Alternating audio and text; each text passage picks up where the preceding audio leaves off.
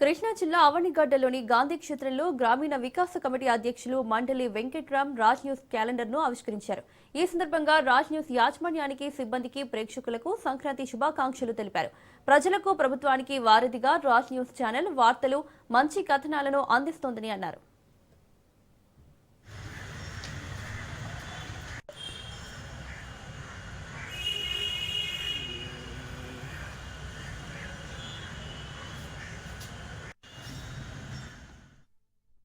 Raj news ప్రేక్షకులకి, అదేవిధంగా అవనిగడ్డ నియోజకవర్గ ప్రజలందరికీ కూడా సంక్రాంతి శుభాకాంక్షలు.